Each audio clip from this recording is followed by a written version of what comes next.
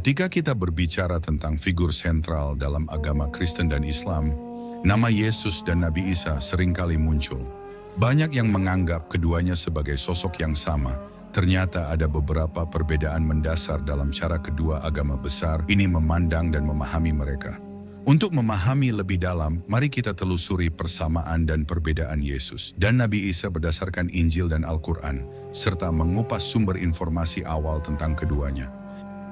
Sebelum kita masuk ke pembahasan utamanya, tonton video ini hingga akhir, supaya tidak terjadi kesalahpahaman.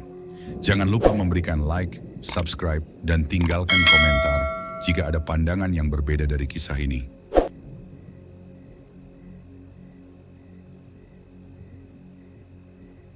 Jika kita cermati, ada sejumlah persamaan mencolok antara Yesus dalam ajaran Kristen dan Nabi Isa dalam ajaran Islam. Hal ini menunjukkan adanya titik temu yang menarik antara kedua agama tersebut. Baik dalam Injil maupun Al-Quran, Yesus dan Nabi Isa diceritakan lahir dari seorang perawan bernama Maria. Dalam Islam dikenal sebagai Maryam.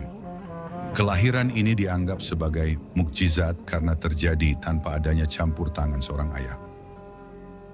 Dalam Injil, kisah ini tertulis dalam kitab Matius dan Lukas, sementara dalam Al-Quran kisah Maryam tertuang dalam surah Maryam 19 ayat 16-34. Yesus dan Nabi Isa dikenal melakukan banyak mukjizat.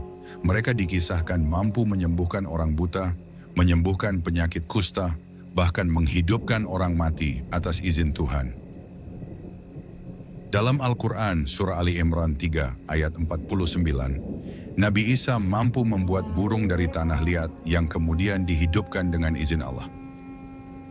Di sisi lain, Injil mencatat banyak mukjizat Yesus seperti memberi makan 5.000 orang dengan 5 roti dan 2 ikan, Matius 14 ayat 13-21. Baik Yesus maupun Nabi Isa mengajarkan tentang cinta kasih, keadilan, dan kebaikan. Mereka menyerukan kepada umat manusia untuk mengasihi sesama, menjauhi kejahatan, dan hidup dalam kedamaian.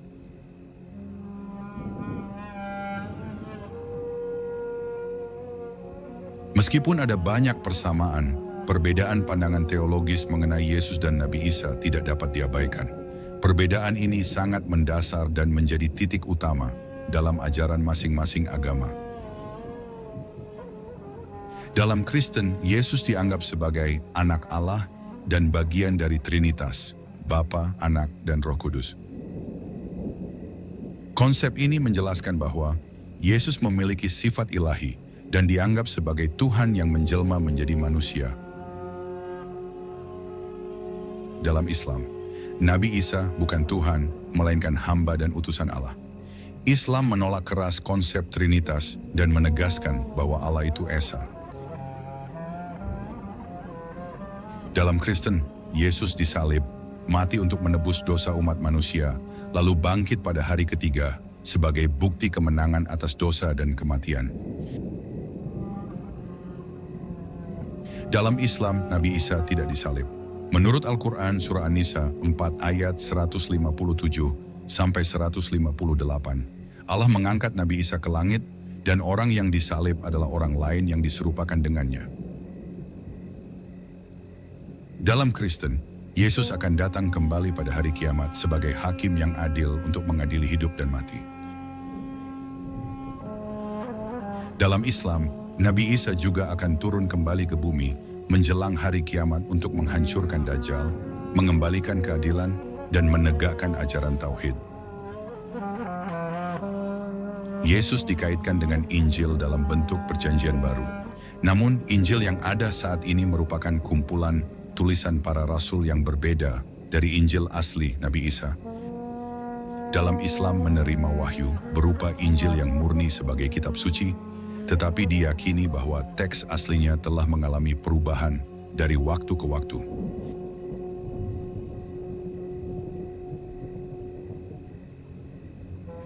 Informasi tentang Yesus sebagian besar berasal dari Injil kanonik, Matius, Markus, Lukas, dan Yohanes, yang ditulis beberapa dekade setelah kematian Yesus.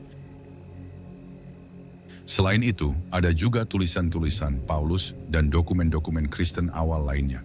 Dalam Islam, sumber utama tentang Nabi Isa adalah Al-Quran, yang diyakini sebagai wahyu langsung dari Allah kepada Nabi Muhammad.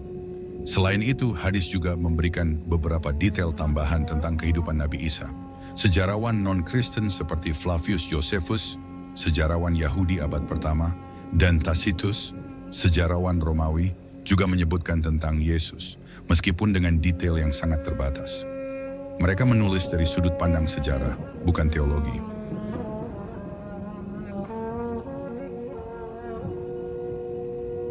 Seiring berjalannya waktu, banyak informasi yang tidak akurat atau bahkan mitos yang berkembang tentang Yesus dan Nabi Isa, baik di Timur Tengah maupun di seluruh dunia.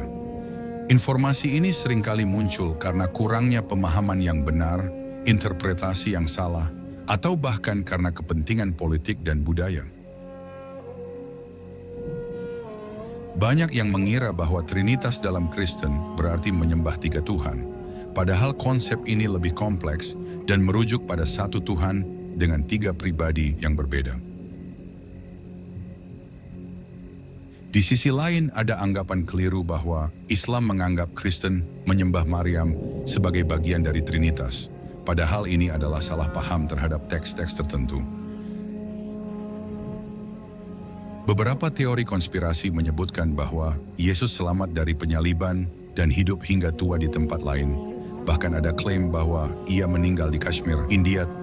Teori-teori ini sering kali tidak didukung oleh bukti sejarah yang kuat.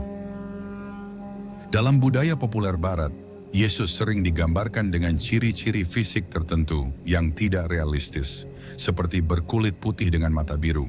Padahal, secara historis, Yesus kemungkinan besar memiliki penampilan khas orang Yahudi Timur Tengah pada zamannya.